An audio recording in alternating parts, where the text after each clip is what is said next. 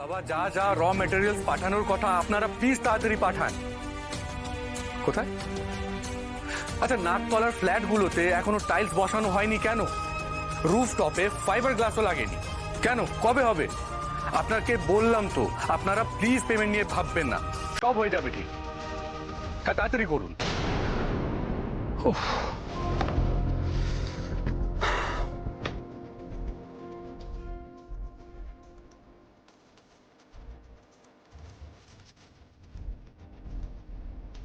জ্যোতি, পুজোর অ্যারেঞ্জমেন্ট কত দূর? সব ঠিকঠাক তো?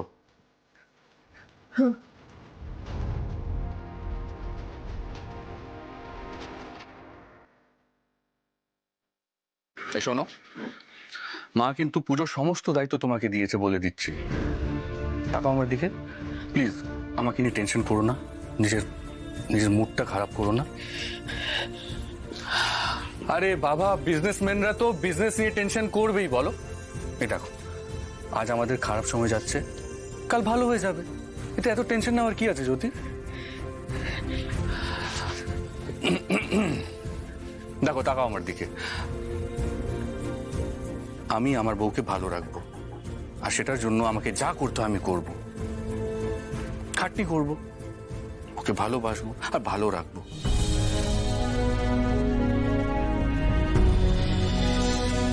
তুমি আমায় বারণ করেছিলে, তাই আমি অফিসে যাইনি, কিন্তু এখন মনে হচ্ছে আমাকে কিছুক্ষণের জন্য হলেও যেতেই হবে। কেন?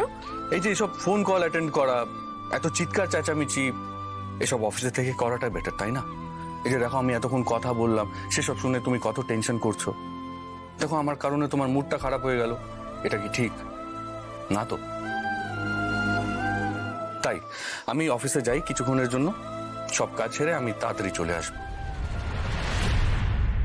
বাই।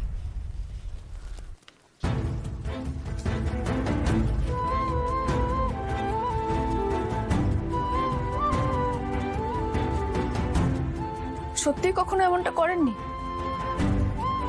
কারোর প্রাপ্য টাকা তাকে দেননি, বা তার সাথে অন্যায় হয়েছে,